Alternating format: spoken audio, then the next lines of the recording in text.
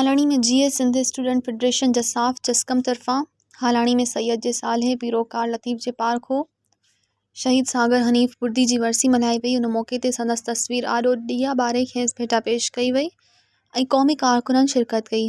जसाफ जसकम जे कारकुननि comrade आशिक अली चांग, सारंगारही सदाकत नागराज ऐं ॿियनि जो त सागर हनीफ़ बुर्दी सिंध सैयद बशीर ख़ान कुरैशी जो सचो साथी हुयो, जंहिं समूरी ज़िंदगी सैयद लाइ प्रचार कई।